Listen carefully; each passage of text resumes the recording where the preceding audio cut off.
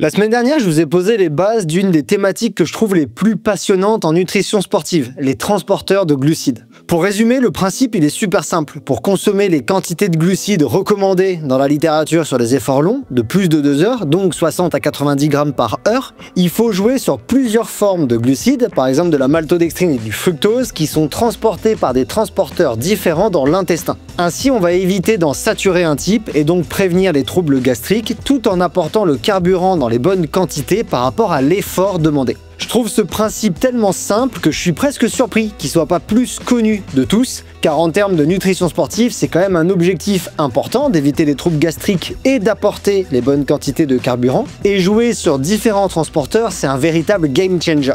Mais bon, après la partie 1 sur ce sujet, il en reste des questions à aborder pour encore mieux comprendre leur rôle à ces transporteurs. Déjà, ils sont où précisément? Est-ce qu'ils sont limités à cause de leur nombre ou à cause de leur débit? Et puis, qu'est-ce qui se passe s'ils saturent? On doit bien être capable de tolérer un peu de dépassement de leur capacité pendant quelques minutes au moins. Et puis avec certains messages propagés sur les réseaux sociaux dernièrement, je pense qu'il y a un aspect santé à aborder à nouveau. Car une question que je reçois souvent, c'est les risques supposés de ces apports en glucides par heure. Alors on se pose jamais la question inverse. Quel est le risque de ne pas apporter de glucides dans des situations sportives où notre métabolisme en demande énormément? Et j'ai l'impression que quand une personne avec une forte influence sur les réseaux sociaux balance sans preuve scientifique ni preuve de terrain robuste que par exemple manger 90 grammes de glucides par heure à l'effort, ça va amener au diabète de type 2, la tendance elle va être dure à renverser. Bref, pour clarifier toutes ces questions, j'ai invité Laura Pomportès-Castagnier. Laura, vous la connaissez, je l'ai reçue dans le Scientific Day sur la caféine et elle est experte du sujet car avec son doctorat en sciences du sport,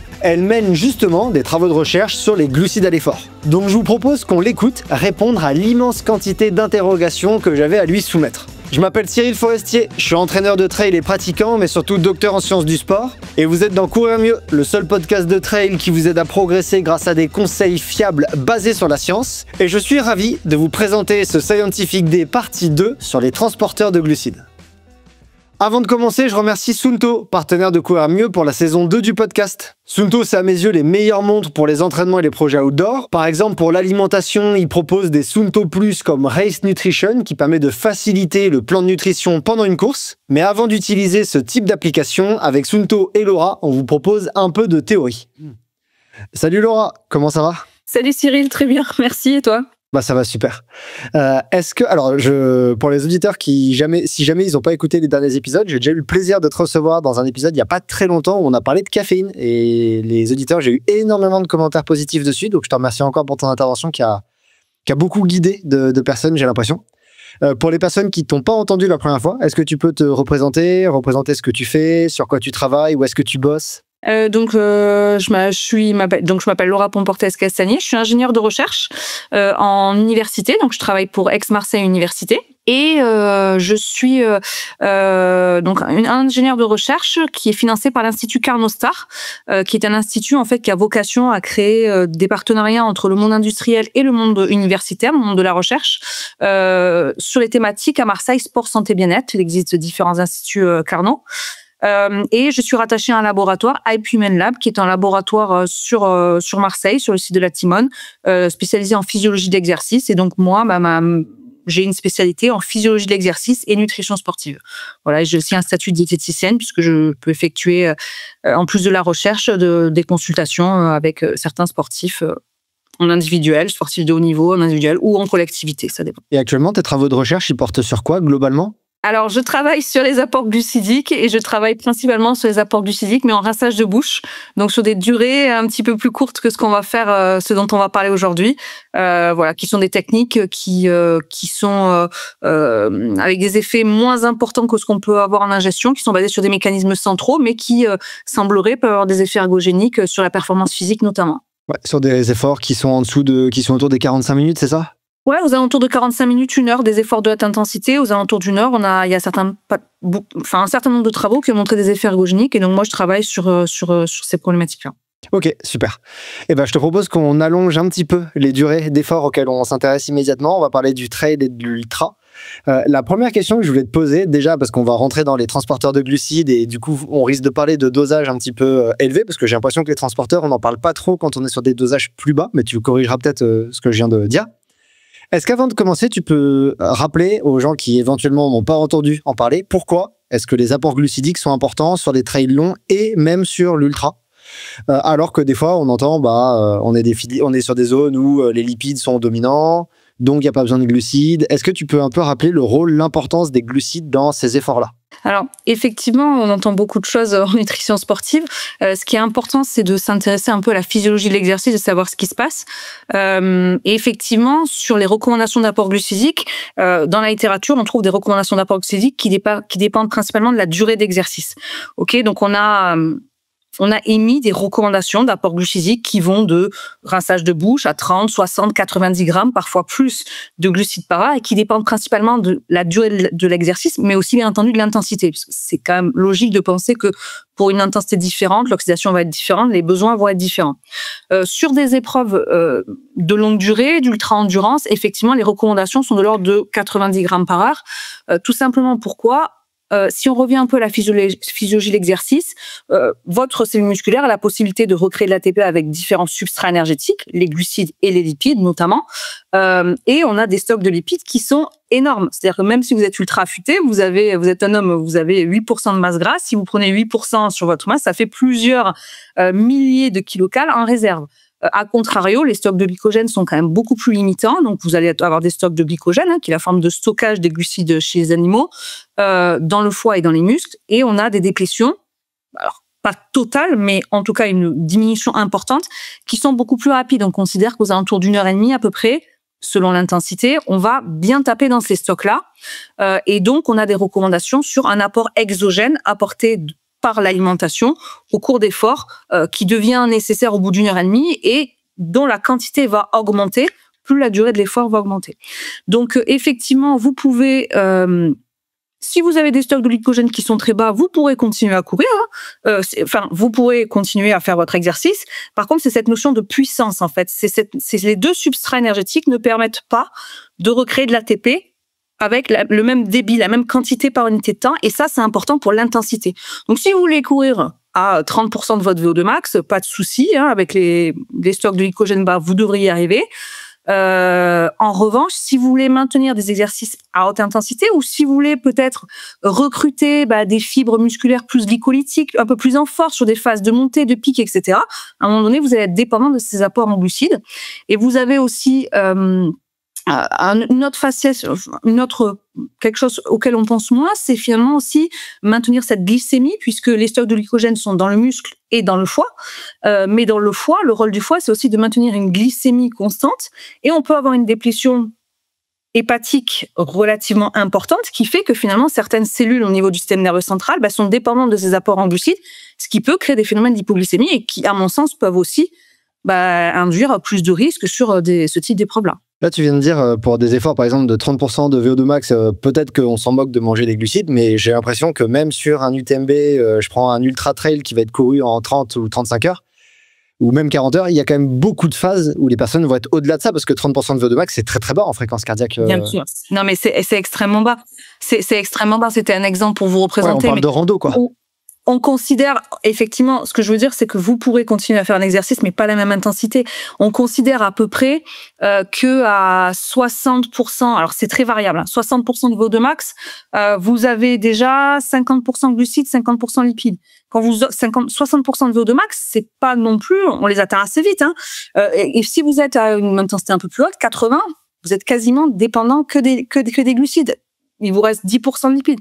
Alors, bien sûr, c'est très variable, ça dépend des gens. L'entraînement en endurance vise à décaler ce seuil-là, c'est-à-dire à faire en sorte qu'on utilise les glucides le plus tard possible pour, certes, les économiser, mais néanmoins, vous êtes quand même dépendant de ce substrat-là pour les exercices à haute intensité et aussi pour certains types de contractions musculaires qui vont recruter des fibres qui sont plutôt glycolytiques aussi et qui sont moins oxydatives. Ouais, ça c'est important ce que tu viens de dire, je pense au début. Rappeler qu'il y a des athlètes des fois qui disent moi j'en ai pas besoin, je suis super bon, même à jeun, j'arrive à faire des efforts super longs.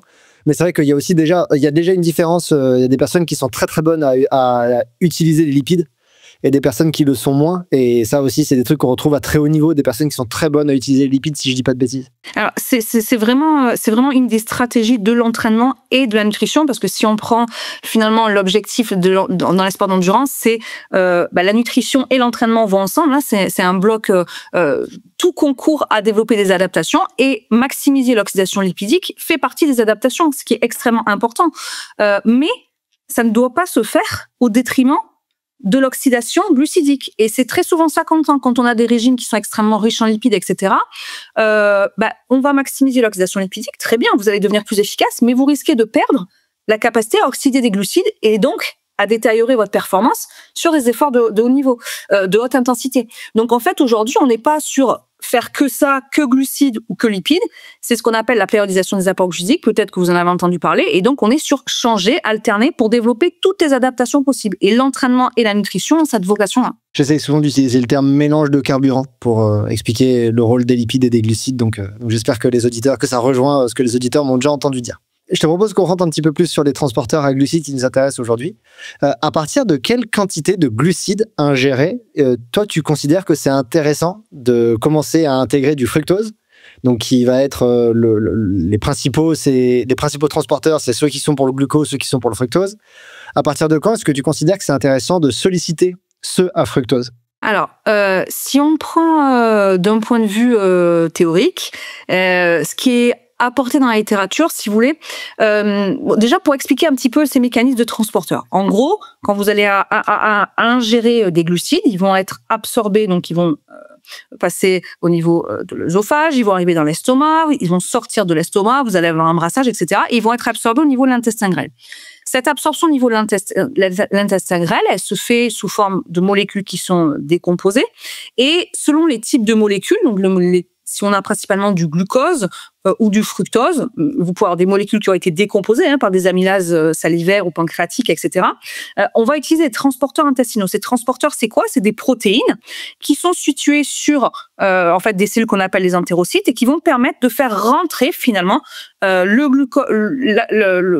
monosaccharide dans la cellule et ensuite de le faire passer dans l'ensemble de l'organisme, donc dans la veine porte, etc. Ces transporteurs sont différents selon le type de glucides. Donc effectivement, ça c'est extrêmement important parce que ces transporteurs ont des capacités différentes et maximales qu'il faut connaître pour limiter un peu le fait que on va ingérer trop de glucides, ça va rester dans le système digestif et donc ça va faire mal, ça va créer des troubles gastro-intestinaux. En général, ce qu'on trouve dans la littérature, c'est on a une capacité des transporteurs qui favorisent l'absorption du glucose, galactose ou maltodextrine, etc. Donc, ce type de molécule qui est aux alentours de 60 grammes par heure. C'est ce qu'on trouve dans la littérature. Et on a un autre transporteur, donc ça c'est un cotransporteur sodium-glucose, on en parlera peut-être après. Et on a un autre transporteur qui va faire rentrer donc le fructose de la lumière de l'intestin dans l'entérocyte, qui s'appelle le GLUT5, et lui on considère qu'il est saturé à peu près à 30 grammes par heure. Ça veut dire que très concrètement, on va vous dire que normalement, jusqu'à 60 grammes par heure de glucides, vous pourriez apporter que du glucose ou des polymères de glucose. C'est à peu près comme ça qu'on trouve. En pratique, 60 grammes, ça peut passer. Des fois, ça passe pas chez certaines personnes. Donc, c'est vraiment ce qu'on trouve dans la littérature, mais on peut être à même à le moduler un peu à la baisse et à ingérer un peu plus tôt. Mais en général, on vous dit, voilà, jusqu'à cette valeur-là, qui correspond à peu près à des besoins jusqu'à 2 heures d'exercice. A priori, si vous apportez du glucose ou des polymères de glucose, la capacité des transporteurs intestinaux serait suffisante. Donc, si vulgairement on dit qu'autour des 50 grammes par heure et au-delà, il faut commencer à se poser la question du rôle du fructose, c'est pas trop incorrect. Non, c'est pas trop incorrect. C'est pas trop incorrect, avec des variations, effectivement, comme toujours individuelles, mais... Est-ce qu'on sait d'où elle vient, cette limite que tu as mentionnée déjà des 50-60 grammes par heure de transport de glucose? Est-ce que c'est la quantité de transporteurs? Est-ce que c'est leur vitesse de travail? Parce que des fois, on parle de 1 gramme par minute. Est-ce que c'est vraiment une question de vitesse? Est-ce qu'on sait d'où ça vient? Alors, c'est difficile de vous dire si c'est une question quantitative ou qualitative. Est-ce que c'est la quantité de transporteurs ou leur activité? Je pourrais pas vous dire ça. En tout cas, on a effectivement ces valeurs parce que quand on en reparlera peut-être après, mais quand on a des stratégies pour développer ces transporteurs-là, on développe à la fois la quantité et la vitesse. Donc, c'est difficile de vous dire exactement quel est le facteur limitant. Quoi qu'il en soit, effectivement, on a des valeurs, comme je vous ai rapporté, de 60 grammes par heure. Sinon, on peut aussi les mettre en minutes. Donc, la valeur qu'on trouve très fréquemment dans la littérature pour le glucose, c'est des transporteurs qui sont saturés à environ 1 gramme minute, quoi. C'est à peu près cette valeur-là qu'on trouve. Et du coup, je le répète, comme j'ai dit dans la première partie pour les auditeurs, là on parle de glucose, mais dans les produits qu'on va acheter dans le commerce, la plupart du temps, c'est pas du glucose qu'il y a dedans, c'est de la maltodextrine ou de la dextrose. C'est principalement ça, j'ai l'impression les deux glucides qui sont utilisés, mais c'est pareil que le glucose. C'est utilisé de la même façon que le glucose. Ouais, ça va être utilisé. En fait, en termes de transporteur, en fait, ce qu'il faut voir, c'est quel transporteur permet de transporter en fait ce glucide de la lumière intestinale vers l'entérocyte, et ensuite c'est d'autres transporteurs qui feront sortir ces molécules-là pour aller dans l'ensemble de l'organisme. Et là, on a dit que la limite des transporteurs de fructose, c'était environ 30 grammes par heure. Est-ce que ça, c'est quelque chose qui est assez consensuel? Est-ce qu'on observe des valeurs plus hautes facilement? Est-ce que les valeurs plus hautes viennent du fait que les gens se sont peut-être entraînés? Et on va essayer d'éviter de parler de gut training, mais ça va être difficile. Parce qu'en fait, j'ai l'impression que les deux thématiques sont assez liées. Est-ce qu'on sait un peu d'où ça vient et est-ce qu'elle existe vraiment cette limite au niveau du fructose également? Effectivement, la valeur qu'on trouve, c'est 30 grammes par heure, mais là, encore une fois, c'est extrêmement malléable. C'est-à-dire que on se rend compte que lorsque on va coupler glucose et fructose. Donc, en théorie, en fait, on pourrait pas dépasser ces 90 grammes par heure de glucides, puisque je vous dis 60 et 30. Or, on se rend compte que certaines personnes sont capables d'aller plus haut. Donc, il y a plusieurs possibilités. Il y a la possibilité, et ça a été montré, que quand même l'absorption du fructose dépend de l'apport en glucose, c'est-à-dire que potentiellement, le fait de coupler glucose-fructose pourrait entraîner une translocation de transporteurs qui, à la base, ne sont pas présents pour favoriser l'absorption du fructose, donc un transporteur différent, mais qui pourrait, sous présence de ces deux glucides-là, se transloquer et augmenter l'absorption du fructose. Donc ça, c'est une première possibilité. C'est pour ça qu'on dit souvent que l'absorption du fructose est plus efficace en présence de glucose. Ce qui est intéressant, parce que le fructose, on a des transporteurs qui sont plutôt lents. Je l'ai pas dit, mais c'est des transporteurs plutôt qui vont pas contre le gradient de concentration, qui nécessitent pas d'énergie, donc qui sont plutôt lents. Donc ça, c'est quelque chose. Et donc, on peut favoriser des phénomènes de troubles gastro-intestinaux, de diarrhée osmotique, des phénomènes de malabsorption qui vont créer des troubles gastro-intestinaux chez le sportif. Si on n'a que du fructose? Alors, si on n'a que du fructose ou si on a un taux de fructose qui est trop haut, et le fait de coupler avec le fructose, ça va maximiser d'autres transporteurs, donc les GLUT5 qui sont là pour favoriser l'absorption du fructose, mais aussi d'autres transporteurs qui n'étaient pas, dont leur activité principale n'était pas l'absorption du fructose, mais qui peuvent aider. Donc ça, c'est une première possibilité. Et après, bien entendu, on retrouve des sportifs qui ont la capacité d'en absorber beaucoup plus, et donc potentiellement, on doit aussi jouer sur la capacité de ces transporteurs qui, eux, étaient dédiés au fructose, mais qui vont sans doute augmenter à la fois leur activité qualitative et leur quantité aussi. Tu as utilisé un terme, si tu pouvais le définir, transloquer. Qu'est-ce que tu veux dire par transloquer des transporteurs?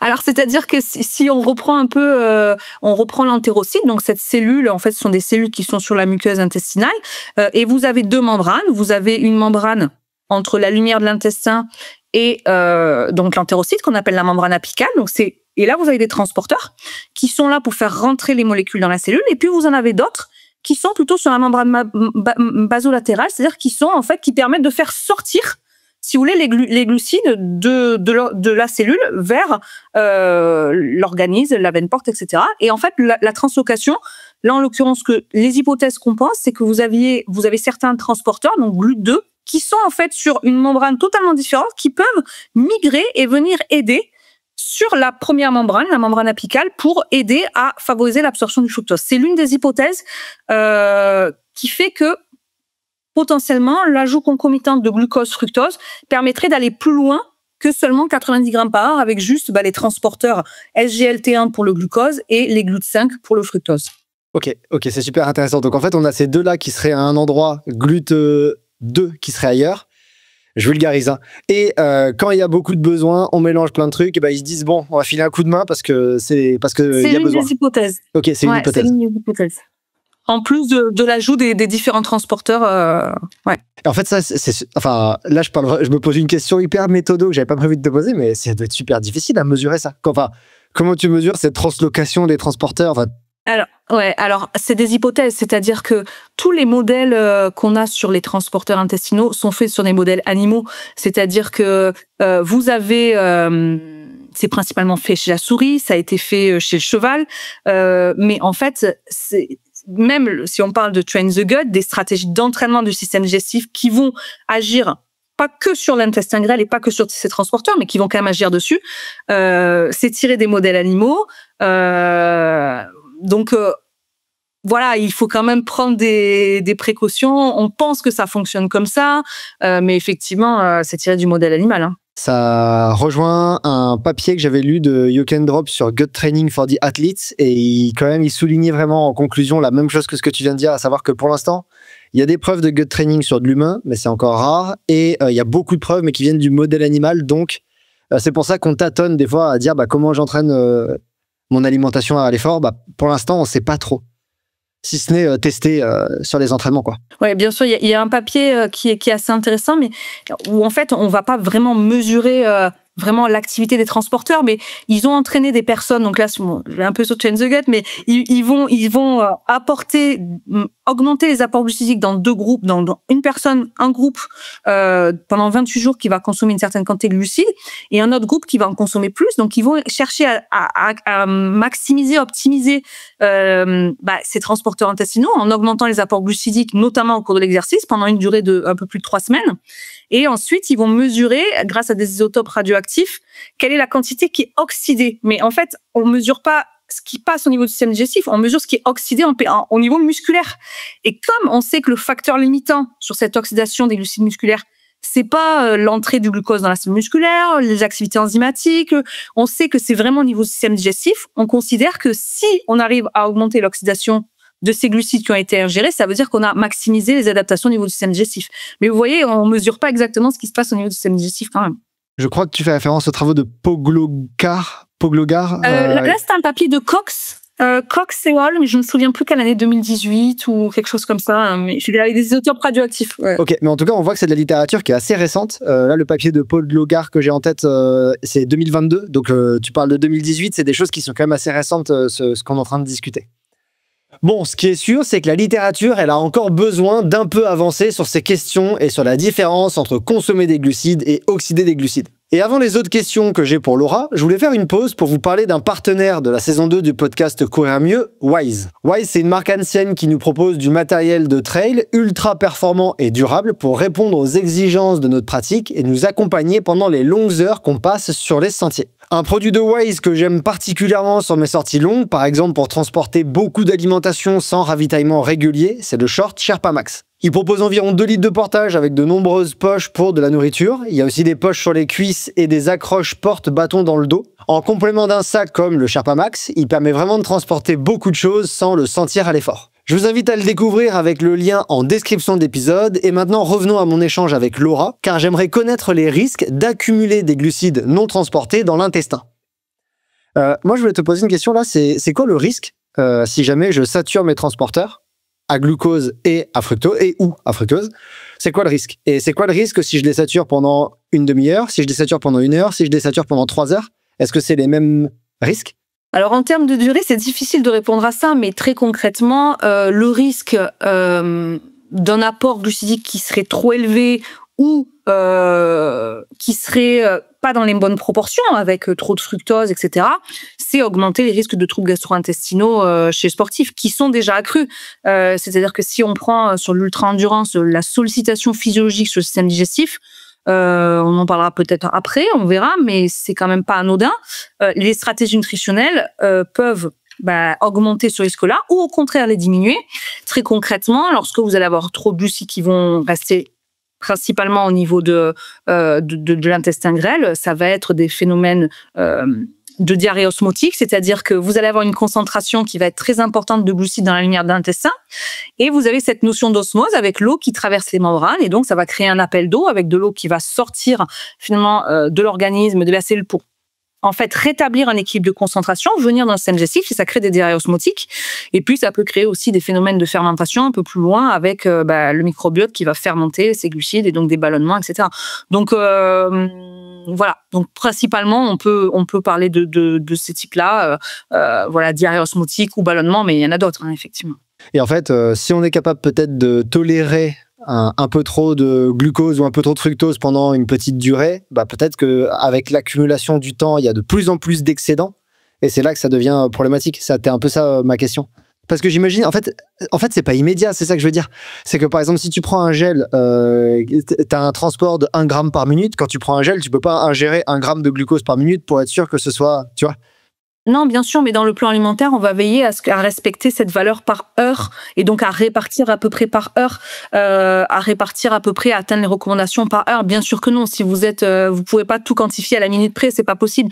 Mais essayez finalement que sur 1 heure, j'arrive à peu près à cette valeur-là, en sachant que la tolérance du système digestif aussi, elle va varier sur des efforts d'ultra-endurance, avec peut-être un système digestif qui va être de plus en plus agressé, des phénomènes de déshydratation qui vont accroître encore ces difficultés intestinales, etc. Donc voilà, il faut moduler.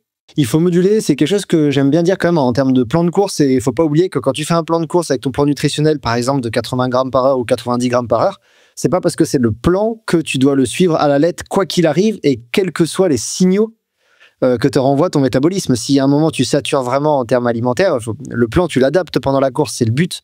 Ouais, bien sûr. Il y a 2 choses importantes. Il y a quand même cette nécessité de faire un plan en amont, qui est extrêmement importante à mon sens, qui à la fois on peut mettre en place des stratégies d'entraînement déjà pour mieux tolérer, et puis qui va permettre quand même de finalement de pas se laisser aller et de dire bon j'ai ça à prendre. Mais effectivement après, on peut pas, si on sent que ça passe plus, etc., on peut pas respecter ce plan-là à la lettre. Effectivement, il faudra revoir un petit peu à la baisse. Mais ça me semble quand même essentiel, effectivement, d'avoir ce plan en amont et de bien tester la quantité, le type de produit, voilà, les moments d'ingestion, etc. Et le mettre en accord aussi avec la course, la topographie de la course, la durée, les conditions environnementales, etc. Tout ça, c'est des facteurs à prendre en compte qui vont faire que toutes les recos nutritionnelles, elles doivent être modulées. On a des bases et bien sûr, il va falloir adapter autour de ces grandes bases. Mais c'est ce que je disais à quelqu'un récemment. En ce moment, j'arrive à tolérer 90 grammes par heure. 2 gels par heure. Si à un moment ça passe mal, je prends pas un des 2 gels.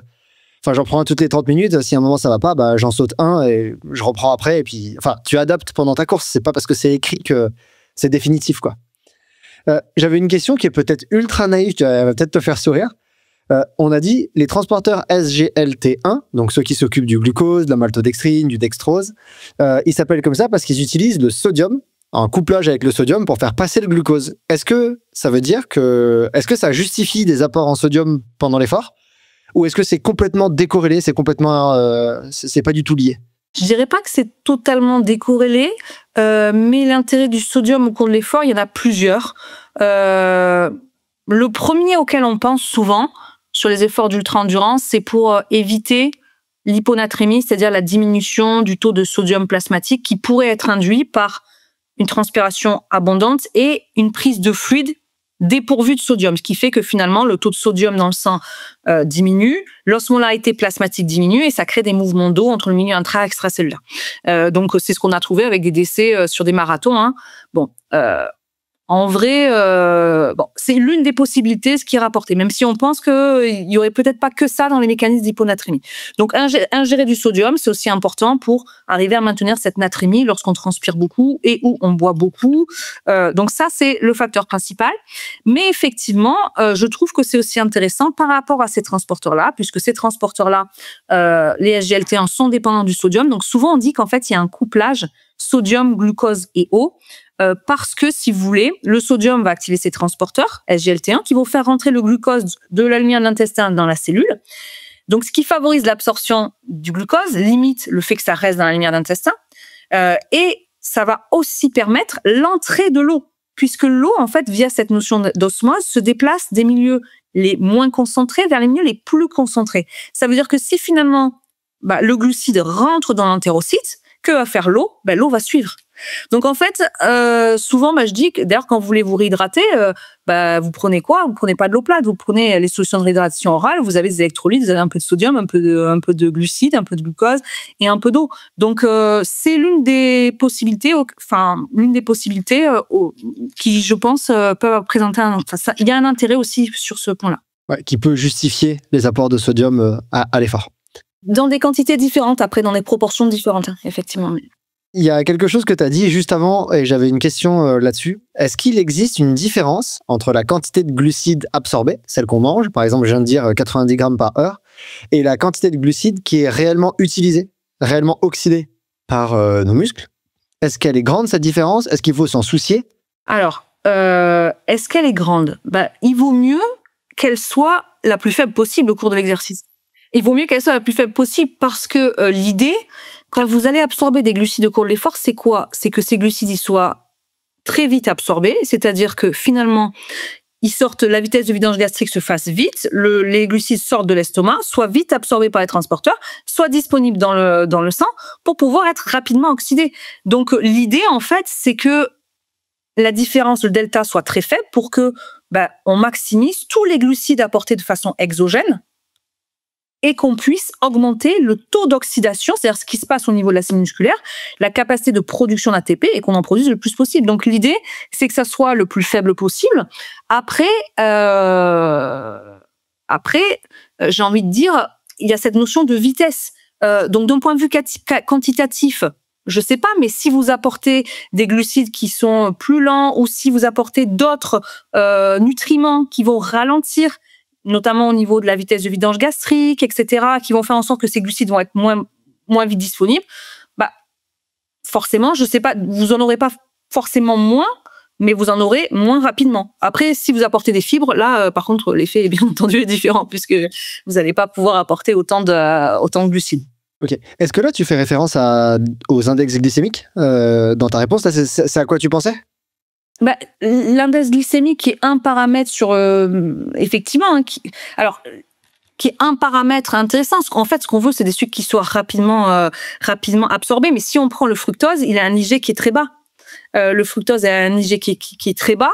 Pourquoi? Parce que c'est un glucide qui ne passe pas par une sécrétion d'insuline, etc. Et pourtant, il reste intéressant au cours de l'effort. On en parle notamment grâce à ces différents transporteurs. Donc là, en fait, ce qu'il faut, c'est qu'il soit absorbé, qu'il n'y ait pas de phénomène de malabsorption aussi. Parce que si vous avez des phénomènes qu'on peut trouver avec le fructose, le fructose est un glucide quand même qui induit des phénomènes de malabsorption, c'est-à-dire que l'absorption intestinale se fait moins bien, ça reste, et donc forcément que j'en aurai moins qui seront oxydés. Sauf si je trouve des stratégies avec du glucose, si je développe un peu mes transporteurs, etc. Est-ce qu'aujourd'hui, selon toi, on peut dire qu'il y a un ratio maltodextrine, fructose qui est mieux qu'un autre? J'ai l'impression qu'il y a eu historiquement beaucoup le ratio 2 pour 1, 30 grammes pour 60 grammes.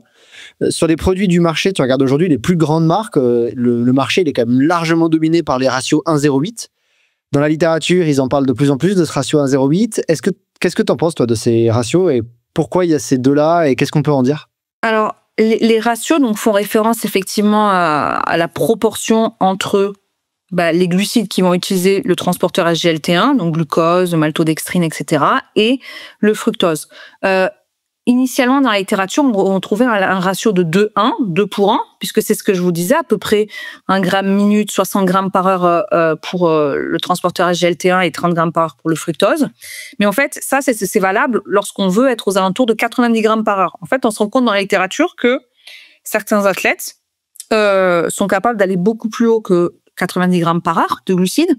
Et donc, ils sont capables de développer ces adaptations au niveau du système digestif, etc. Et là, on bascule sur des ratios qui sont un petit peu différents, qui peuvent être de l'ordre de 1 pour 1. Autant de fructose que de glucose. Ça veut dire qu'on a développé certaines adaptations, etc. Et donc, on se retrouve avec des ratios qui sont différents. Très concrètement, aux alentours de 90 grammes par heure, on a un ratio en général, on considère qu'un ratio 2 pour 1 est suffisant.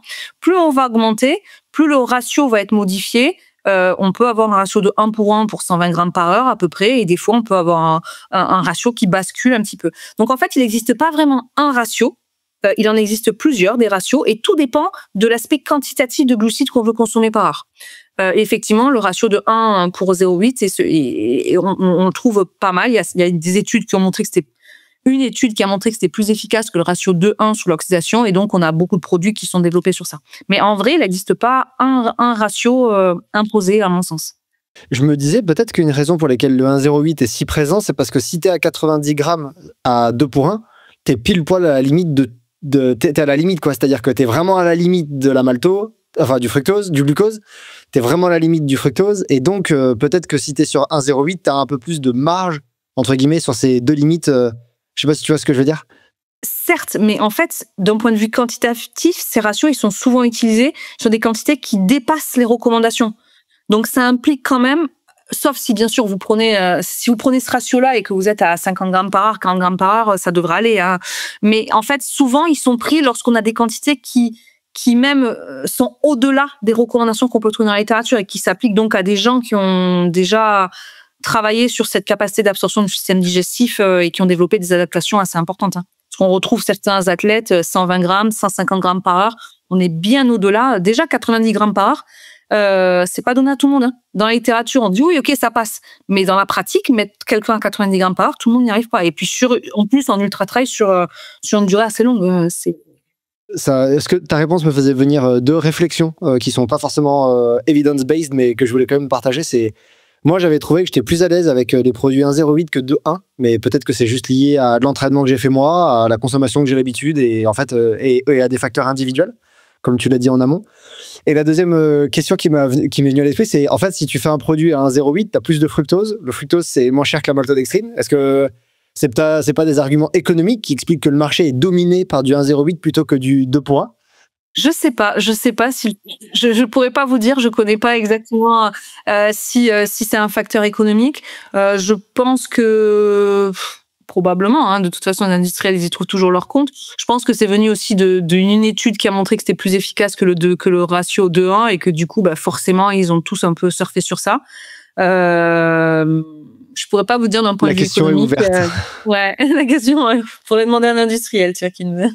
Il y a quelque chose que tu viens de dire juste avant dans ta réponse que je voulais te questionner là-dessus. Là, on a dit déjà que 90 grammes par heure, c'est pas donné à tout le monde et c'est déjà très beau si tu l'atteins sur des efforts de longue durée, encore plus sur des efforts de très longue durée. Et on voit apparaître des gens, en tout cas par exemple dans le cyclisme, on voit des gens qui sont alors sur des efforts peut-être qui vont jusqu'à 6 heures. Tu vois les étapes du Tour de France, je me souviens pas des durées. Je suis pas un pro, mais il me semble que c'est dans les 6 heures, peut-être des fois plus, qui sont dans les 130, 150 grammes par heure. En trail, ça commence à apparaître. J'aurai une question après là-dessus.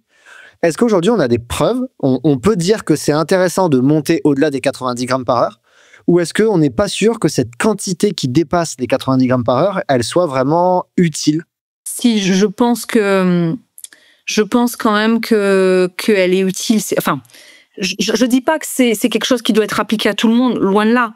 Mais chez ces sportifs-là de très haut niveau, plus en fait, plus vous êtes capable d'apporter, vu que vraiment le facteur limitant c'est ce qui se passe au niveau digestif, plus vous développez votre capacité à les absorber, plus en fait on retrouve une oxydation au niveau musculaire qui est importante. Et plus vous êtes capable de les oxyder, plus vous êtes capable de produire une contraction musculaire intense et sur une longue durée.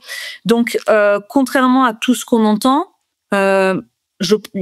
si on va vers là, c'est qu'il y a un effet performance qui est important et des effets ergogéniques qui sont démontrés sur la performance.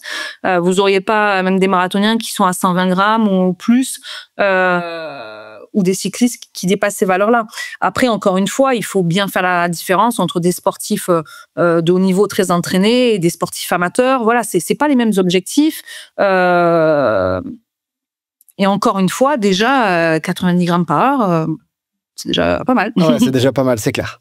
Je te propose qu'on passe à la rubrique Gollum met la lumière sur, qui sont les questions des abonnés Instagram à Courir Mieux et à Gollum et qu'ils ont fait remonter, parce qu'en fait, cette fois, j'en ai sélectionné plusieurs.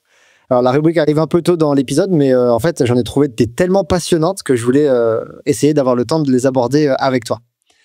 Récemment, alors peut-être que tu n'as pas vu passer ça parce que tu n'es pas aussi passionné de trail que mes auditeurs le sont. Il y a un athlète qui est un peu connu de haut niveau, qui s'appelle David Roche, qui a gagné une course qui s'appelle la Quadroc 50 miles, une course de trail de 80 km et 3500 mètres. Il a mis 7 heures. Record battu de 15 minutes. Des personnes, je pense, ils l'ont vu venir. Et il a donné à tout le monde sa stratégie nutritionnelle là-dessus. David, il est très intéressé par le gut training, les hauts apports en glucides, etc. Avec sa compagne, d'ailleurs, Megan Roche, qui est chercheuse en sciences du sport. Donc, fréquence cardiaque moyenne, je l'ai noté 145 BPM. Donc, c'est quand même un effort. On est au-delà des 30% de VO2 max, largement, comme on disait tout à l'heure. Et il rapporte qu'il est à 140 grammes de glucides par heure à peu près et 600 à 700 mg de caféine sur 7 heures. Est-ce que toi, pour 60-65 kilos, Est-ce que tu as un commentaire à faire sur ta stratégie nutritionnelle glucidique, d'abord, de 135 grammes par heure, 140 grammes par heure, et après, si tu veux, sur la stratégie caféine, parce que ça peut rejoindre des choses qu'on a discutées. Alors, c'est monstrueux, c'est-à-dire que quand on prend ces valeurs-là, c'est monstrueux, c'est en plus, voilà, sur des durées si longues, avec toutes les sollicitations du système digestif qu'on peut trouver. Alors, j'ai pas les conditions environnementales, la chaleur, l'hygrométrie, etc. Mais c'est monstrueux. Enfin, bon, voilà, ça répond à une problématique d'une personne qui a dû s'entraîner. Quand je dis s'entraîner, entraîner son système digestif bien pour arriver à atteindre là. Qui a aussi sans doute pas des facilités génétiques, mais on sait que voilà, on n'est pas tous égaux par rapport à ça. Donc sans doute des facilités à s'alimenter au cours de l'effort, sans doute une stratégie qui a été extrêmement bien mise en place. Et donc là encore, on voit quand tu me posais la question tout à l'heure, est-ce qu'il y a un effet bénéfique? Malheureusement, oui. Enfin, on voit que très souvent, il y a un lien quand même entre les apports glucidiques et l'oxydation qui est capable d'être faite et la performance. Donc, en termes d'apport glucidique, c'est monstrueux. Je suis quand même assez étonnée. 145 grammes, on en trouve, mais jusqu'à 120, 145, ça commence à faire vraiment beaucoup.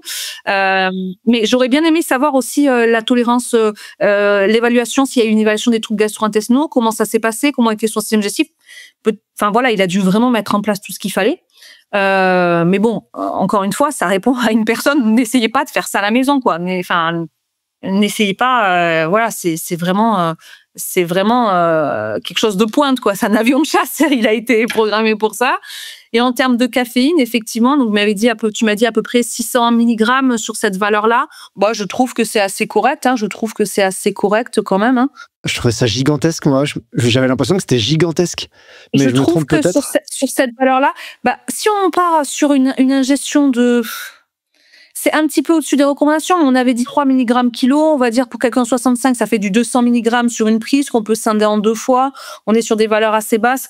On va dire que, allez, peut-être 400, 500 mg, ça aurait pu passer. Il est un peu au-dessus que la limite. On va dire que, voilà, 200 mg sur une prise, c'est celle où on limite un peu les effets secondaires de la caféine. Il y en a qui en prennent beaucoup plus, Il y en a qui vont prendre sur un shot 400 mg. Là, ça me semble beaucoup. 600 mg sur cette valeur-là, c'est un peu haut, mais si c'est habitué, qu'il y a une tolérance génétique qui est pas mal, ça peut passer. Jusqu'à 400, j'aurais dit ça va. Là, bon, on est un peu haut, mais bon, ça me... En fait, peut-être que ça me semblait gigantesque parce que j'avais oublié les 7 heures, c'est-à-dire que c'est 600 mg, mais sur 7 heures. Voilà, c'est ça, c'est sur 7 heures, donc si ça a été bien réparti, ça me choque pas. C'est plus sa stratégie glucidique qui est stratosphérique. Ouais, celle-là, 145 grammes, c'est monstrueux, arriver à tenir ça. Écoute, il s'entraîne, pour les auditeurs, il s'entraîne pour la Western States, qui va être un effort de 15 heures pour lui, et son objectif, c'est 150 grammes par heure pendant 15 heures, donc on va voir si ça passera pour lui, mais bon, après, voilà, comme on a dit, il fait partie des élites, du très très haut niveau, et en plus, il est en très bonne santé. On va en reparler dans 2 secondes, mais sa femme, qui est docteur en sciences du sport, elle est également médecin, donc le suivi santé, il est également fait à côté. On en reparle dans 2 minutes. Une autre question, c'était que les études... Alors, c'est quelqu'un qui a l'air assez pointu, parce que la question, elle m'a un peu surpris, mais ça me va. Les études, elles parlent de limites sur les transporteurs glucidiques au niveau de SGLT1, qui transporte le glucose, et de GLUT5, qui transporte le fructose. Donc, à la première barrière. Par contre, elles parlent jamais de limites au niveau du deuxième passage de GLUT, donc pour GLUT2. Il y en a pas à ce niveau-là? Il y en a tellement que tout se passe bien? Alors, je pourrais pas vous dire s'il y en a tellement, mais en tout cas, c'est exactement ça. C'est-à-dire que ce que l'auditeur a pointé du doigt, c'est exactement ça. C'est-à-dire que on considère que ce n'est pas ce type de transporteur, donc le GLUT2 ou les transporteurs qui sont sur la membrane basolatérale, qui sont limitants. On considère vraiment que ce sont ceux qui sont sur la membrane apicale, donc on a dit GLUT5 ou SGLT1, qui sont limitants et qui donc vont nécessiter un entraînement ou d'être précautionneux dans les apports glucidiques. Donc effectivement, ce qu'il dit, c'est totalement vrai. On fait un peu l'impasse sur ce transporteur GLUT2. On considère que c'est pas du tout un facteur limitant. Autre petite question, est-ce que tu en as un peu parlé, mais ça permet de préciser. Est-ce que la prise d'eau accélère ou ralentit l'absorption des glucides? Et est-ce que d'autres substances peuvent venir gêner ce transport des glucides? Elle est peut-être compliquée, en fait. Alors, ce que je peux vous dire, concernant l'absorption des glucides, donc on va parler... au niveau de la vitesse de vidange gastrique, c'est-à-dire de la sortie. Quand vous allez ingérer des aliments, vous avez une vitesse de vidange gastrique, c'est-à-dire que ça va se mélanger au niveau de l'estomac et ça va sortir. Donc le chyme va sortir de l'estomac pour aller dans l'intestin grêle. Vous avez certains aliments qui peuvent ralentir cette vitesse de vidange gastrique. C'est par exemple la présence de fibres. Les fibres solubles vont créer un gel. Donc si vous ingérez au cours de l'effort des aliments glucidiques mais qui contiennent des fibres, forcément, ça va ralentir la vitesse de vidange gastrique, ça va faire que ça va sortir moins vite. Ça peut être aussi des apports lipidiques élevés. Les lipides retardent la vitesse de vidange gastrique. Donc, certains aliments. En termes de forme des glucides, ça a été montré qu'a priori, si vous ingérez des glucides sous forme solide, liquide ou gel, a priori, ça n'a pas vraiment d'effet sur leur sortie au niveau de la vitesse de vidange gastrique au cours de l'effort. Si c'est des glucides qui ne sont pas couplés à d'autres nutriments qui vont inhiber leur sortie de l'estomac, bien entendu. Mais a priori, la forme n'a pas d'effet sur cette vitesse d'oxydation, sur le fait que ça va être absorbé à une certaine vitesse au niveau du système digestif et ensuite ça va être oxydé au niveau musculaire. Concernant le fluide, j'ai envie de vous dire, on a peut-être deux paramètres. On a peut-être l'aspect quantitatif, puisqu'il existe une vitesse de vidange gastrique maximale, c'est-à-dire une quantité de fluide maximale qui peut sortir de l'estomac. Alors ça, c'est difficile de trouver des valeurs précises. Des fois, dans la littérature, on trouve des valeurs de 12 à 15 millilitres par kilo. Donc on est aux alentours de millilitres minute kilo, donc aux alentours de 800 millilitres. Mais ça, à l'effort, c'est impacté de façon très importante. Donc on a à la fois, si vous prenez une grande quantité de fluide mélangé avec des glucides, trop, potentiellement que ça va moins vite sortir de l'estomac, donc ça va retarder leur absorption au niveau intestinal. Et après, il y a aussi ces questions d'osmolarité qui sont assez importantes quand vous prenez des boissons. Donc si on couple boissons et glucides, l'osmolarité, c'est-à-dire le nombre on a l'osmolarité, c'est le nombre de molécules qui sont osmotiquement actives dans le liquide, donc notamment le glucose, notamment le sodium. Si cette osmolarité est trop haute, en fait, la sortie du fluide de l'estomac peut être retardée. Donc, il y a plein de paramètres qui retardent. Là, on est principalement au niveau de l'estomac, au niveau de la vitesse de vidange gastrique, mais il y a quand même pas mal de paramètres. Effectivement, l'aspect quantitatif, l'osmolarité, la présence de fibres, la présence de graisse, etc., qui modifient la sortie du chyme de l'estomac et donc les vitesses d'absorption. Je crois que c'est pour ça que tu m'as dit dans une discussion qu'on a eue il y a pas très longtemps que les boissons hypertoniques, c'était pas une super idée. Les boissons trop concentrées en glucides et sodium, c'était pas une super idée parce que ça ralentissait la vidange gastrique. Ouais, c'est exactement ça en fait. Donc on a ces deux notions, osmolarité, osmolalité, c'est des notions assez proches en fonction de kilos ou litres. Mais quand vous avez quelque chose qui est hypertonique, en fait, vous allez prendre une boisson qui va être trop concentrée et c'est principalement sodium, glucose. En fait, si l'osmolarité est trop importante, ça va retarder la vitesse de vidange gastrique, ça sort moins vite de l'estomac. Et puis, ça peut créer aussi des appels d'eau au niveau de l'intestin, parce que du coup, l'osmolarité est plus haute que l'osmolarité plasmatique, et donc ça crée un appel d'eau, et ça peut créer aussi des phénomènes de déshydratation temporaire, etc. Donc l'osmolarité, c'est pour ça qu'on va dire les boissons hypertoniques, en général, on évite. Tes réponses sont passionnantes. J'aurais des milliers de questions, donc j'essaie de filtrer. Juste une toute petite qui m'est venue en tête avant la dernière que je voulais te poser. Tu viens de dire que les produits à base de fibres, ils peuvent réduire la vitesse de vidange gastrique, les produits lipidiques également. Est-ce que ça veut dire, si je l'interprète en fonction des produits disponibles sur le marché, ça veut dire que les produits énergétiques à base de fruits et les produits qui contiennent des lipides, ils sont plutôt à éviter dans une stratégie nutritionnelle? En fait, tout dépend de la durée. Quand on est sur de autant sur de l'endurance, la réponse, elle est claire. On limite les fibres, on limite tout ce qui est riche en graisse, etc. Sur de l'ultra-endurance, tout dépend aussi de l'intensité. C'est-à-dire que si on a des intensités qui sont vraiment basses, on va avoir plus recours aux graisses, donc potentiellement, on peut avoir des apports lipidiques un peu plus élevés. Tout dépend de l'intensité et c'est vrai qu'on commence à intégrer des sources d'apports lipidiques, des fois sur de l'ultra-endurance, mais là encore, ça dépend, j'ai envie de dire, du niveau, de l'intensité, de la topographie, etc. de course. Donc, autant en endurance, on sait exactement, autant en ultra-endurance, c'est un peu plus à tester. Mais dans tous les cas, quand même, sur tout ce qui est fibres, je vous conseillerais quand même de faire très attention parce que vous avez un système digestif qui est extrêmement fragilisé sur un exercice. En gros, vous avez, si on fait court, la sollicitation physiologique de l'exercice, à la fois les réactions de stress qui vont changer la motilité du système digestif, qui vont faire que la motilité, les contractions, le péristaltisme, etc. fonctionnent moins bien. Vous allez avoir des phénomènes ça peut créer des malabsorptions. Vous avez des phénomènes de choc mécanique qui fragilisent le système digestif. Vous avez des phénomènes de déshydratation qui créent des phénomènes de perméabilité intestinale. Vous avez, on a tout un tas de paramètres. Donc, rajouter des fibres qui vont soit ralentir la vitesse du vidange gastrique, soit qui peuvent accélérer le transit intestinal, je vous dirais quand même de faire attention à ça. Dernière question, à la base c'était une question Patreon, mais je trouve que vu les dernières publications Instagram de certains athlètes et vu un petit peu les discussions qu'il y a autour, je trouvais ça intéressant de la mettre dans cette partie tout public. Est-ce que selon toi, évidemment sans déborder de ton champ de compétences, c'est pas le but, est-ce que selon toi, les consommations de glucides dont on parle, des 60, 80, 90 grammes de glucides par heure, elles sont à risque pour la santé des sportifs? Il y a des athlètes qui ont dit que ça pouvait développer le diabète de type 2, que ça pouvait faire des stéatoses hépatiques, des choses comme ça.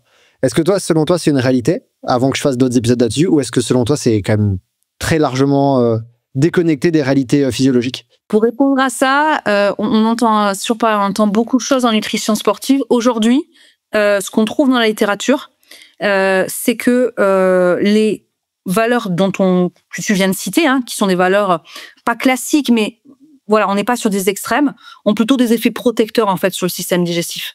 C'est-à-dire que consommer des apports glucidiques bien dosés, avec du fluide, etc., ça va plutôt limiter l'altération du système digestif au cours de l'effort que le contraire.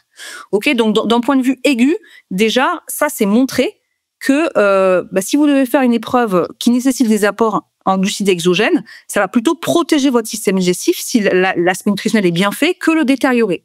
Donc déjà, c'est dans le sens contraire. Et plutôt en phase chronique, alors ce qu'on peut se poser la question, c'est effectivement sur l'effet cariogène, parce que effectivement l'apport glucidique de façon répétée peut sensibiliser les mailles dentaires. On a en plus une diminution de la salivation au cours de l'effort. Donc autant sur ça, je dirais le risque cariogène potentiellement est accru. Autant sur les pathologies métaboliques, diabète, syndrome métabolique ou stéatose hépatique, j'ai beaucoup de questions à chaque fois sur ça, oui, on a des problèmes de stéatose hépatique. J'aimerais bien qu'on me montre des publics qui relatent qu'on a une augmentation de la prévalence de ces pathologies chez les sportifs. On a quand même des mécanismes qui sont beaucoup plus efficaces que chez les personnes sédentaires. Si on prend ne serait-ce que, certes, ils consomment beaucoup de glucides au cours de l'effort, et quand vous voyez l'effet de l'entraînement aérobie sur les récepteurs, sur la sensibilité à l'insuline, etc., c'est des mécanismes qui sont beaucoup plus, pas affûtés, mais beaucoup plus efficaces par le biais de l'exercice physique. Ok, et c'est pas l'apport glucidique pendant l'effort qui crée des résistances à l'insuline, pas du tout. Donc sur ça, je mettrais un gros bémol. Ouais, en fait, au-delà de ça, déjà, au-delà du fait qu'on parle également d'apport à l'effort, c'est-à-dire à un moment où musculairement on utilise ces glucides, on n'est pas là de suite, toi et moi, en train de consommer. En plus, ils sont oxydés quasiment immédiatement. Ouais, on n'est pas en train de consommer 90 grammes par heure là pendant qu'on enregistre cet épisode. On parle bien à l'effort. Et en dehors du fait qu'aujourd'hui, on n'a pas de publication spécifique sur ces risques-là, j'ai l'impression qu'on n'a pas non plus de cas concrets de ça. C'est-à-dire que les apports glucidiques élevés dont on parle, j'ai l'impression que dans le trail, on les découvre comme si on inventait des sports d'endurance, mais Jochen Roop, dans un papier, il disait que dans les années 80, en cyclisme, sur le Tour de France, ils étaient déjà entre 90 et 120 grammes par heure. Je veux dire, c'était il y a 40 ans. J'ai pas connaissance, je me trompe peut-être, mais j'ai pas connaissance d'une vague de diabète de type 2, de stéatose hépatique chez les cyclistes, alors que c'est des doses qu'ils ont consommées régulièrement. Donc ça veut pas dire que la question, il faut jamais se la poser, mais ça veut dire qu'aujourd'hui, je pense pas qu'on puisse dire qu'il y a un vrai risque, quoi. Non, mais je suis entièrement d'accord avec ça. C'est exactement ça. Ça veut pas dire qu'il faut pas continuer à réfléchir, à faire de la recherche sur ça, à étudier les sportifs, etc. pour avoir une action de prévention. Mais aujourd'hui, les données qu'on a, c'est plutôt des données de prévention. Enfin, de prévention dans le sens où, oui, on protège le système digestif au cours de l'effort parce que il est très malmené par l'exercice physiologique. Est-ce que ça vous semble... oui, alors certains vont dire oui, c'est pas sain de consommer 100 grammes de glucides par heure de glucides, mais j'ai envie de dire, est-ce que physiologiquement c'est totalement optimal pour de faire un ultra trail dans des conditions environnementales qui sont difficiles. C'est des contraintes physiologiques importantes aussi pour votre organisme. Et ça, le système digestif, vous avez moins de sang qui arrive, vous avez des phénomènes d'ischémie, vous avez des phénomènes de perméabilité intestinale qui vont favoriser l'entrée de certaines molécules qui vont être inflammatoires, etc. Donc en fait, il faut se dire que l'exercice physique en lui-même, la sollicitation physiologique qui peut être accrue par la topographie, par les conditions environnementales, etc., elle n'est pas anodine, d'une part. Et donc, aujourd'hui, les données qu'on a, c'est que ça va avoir un effet protecteur plutôt que le contraire. Voilà ce qu'on peut dire. Ça veut pas dire qu'il faut pas continuer à faire des études, mais attention à tout ce qu'on entend c'est pas naturel, etc. On se pose souvent la question, est-ce que c'est risqué de consommer ces glucides à l'effort? Je trouve qu'on se pose pas assez la question, est-ce que c'est risqué de ne pas les consommer? Et à l'inverse, une étude que j'ai vulgarisée il y a très peu de temps là sur Instagram, je l'ai partagée rapidement. Dans le cadre spécifique du trail, sur 2000 athlètes interrogés, il y en avait 25% d'hommes qui sont à risque de déficit énergétique à cause de pas assez d'apport à l'effort, 50% de femmes, et pas assez d'apport à l'effort, c'était 60% des participants qui atteignaient pas les recommandations. Donc non, bien sûr. Après, on peut aller effectivement quand on prend, ne serait-ce que les consommations, si on prend au cours de l'effort, il y a des grosses disparités entre les personnes de très bon niveau, mais loisirs, et les hauts niveaux. Quand on prend dans les publis, les personnes qui font ça pour du plaisir, elles sont entre 20 et même pas 40 grammes par heure, 20-40 grammes par heure. Bon, on n'atteint pas les recommandations, effectivement. Donc, voilà, tout le monde n'est déjà pas à 100 grammes par heure. Et puis, il y a ce risque, effectivement, de déficit énergétique prolongé qu'on a énormément dans les sports d'endurance, d'ultra-endurance. Et les apports exogènes au cours de l'effort vont être comptabilisés dans ces apports. Donc, c'est aussi intéressant, bien entendu. Bon, c'est une autre thématique qu'on n'abordera pas aujourd'hui, mais bien entendu que, oui, ça à prendre en compte. Ouais, je renvoie les auditeurs à l'épisode que j'ai fait sur le Reds avec Manon d'Auvergne. Laura, c'est déjà énormément de réponses qui sont super intéressantes pour tous les auditeurs. Donc, je te remercie vraiment beaucoup. Je te propose de te garder encore un petit moment pour les abonnés Patreon et les 2-3 questions de ces personnes-là. Mais pour le tout public, on peut arrêter là. Est-ce que tu peux nous dire où est-ce qu'on peut suivre un peu tes travaux de recherche, ce que l'Institut Carnot pour qui tu travailles publie, etc. Alors, mes travaux de recherche, vous pourrez les trouver. Alors, vous avez, forcément, on peut mettre Google Scholar en tapant mon nom. Mais sinon, vous pouvez trouver certaines informations sur le site du Carnostar, sur le site de l'Institut Carnostar Sport Santé Bien-être de Marseille, qui publie certains des travaux que je fais, mais aussi les autres ingénieurs qui ont vocation effectivement à créer à rapprocher le milieu industriel et la recherche. Et mon laboratoire IPUMEN Lab, donc sur Marseille, qui a aussi un site et sur lequel vous pourrez trouver certaines de nos activités en termes de recherche ou d'expertise dans le sport de haut niveau. Super, merci beaucoup Laura. Merci beaucoup pour l'invitation. Voilà, c'est tout pour ce 2e épisode sur les transporteurs de glucides. Je remercie For Endurance, partenaire de cette saison 2 du podcast Courir Mieux. For Endurance vous propose différentes gammes de produits énergétiques pour les sports d'endurance et la plupart sont composés en respectant la littérature scientifique. C'est pour ça que je les ai choisis pour m'accompagner dans mes entraînements réguliers et dans mes compétitions. For Endurance, il vous propose par exemple les produits Endurance qui sont tous composés avec un ratio maltodextrine-fructose à 1,08 dont vous avez compris l'intérêt dans cet épisode et le précédent. Je vous invite donc à découvrir cette marque avec par exemple la boisson, les gels, les gommes ou encore les barres Endurance qui ensemble vous permettent de construire un plan nutritionnel au top. Je remercie également les 3 autres partenaires de cette saison 2, Gollum, Suunto et Wise. En description, vous retrouverez des codes promo pour la plupart d'entre eux, n'hésitez pas à les utiliser pour vos prochaines commandes. Si cet épisode vous a plu, vous pouvez rejoindre le Patreon de Courir Mieux pour par exemple avoir accès à mon échange exclusif avec Laura, où on parle entre autres des quantités de glucides en fonction du poids corporel, de ce qu'on sait aujourd'hui du gut training ou encore des possibles intolérances au fructose. Tous mes contenus exclusifs sont disponibles avec un abonnement à 7 € par mois et 6 € par mois avec un abonnement annuel. Si ça vous intéresse, le lien il est en description. Si de bons apports glucidiques sont essentiels en endurance, ils ne vous sauveront pas d'une mauvaise gestion de course. Je vous propose donc qu'on se retrouve la semaine prochaine pour un Scientific Day sur une thématique que j'adore, à la frontière entre physiologie et psychologie, le pacing. D'ici là, n'oubliez pas que selon Edwards Deming, sans donner à l'appui, nous ne sommes qu'une personne de plus avec une opinion.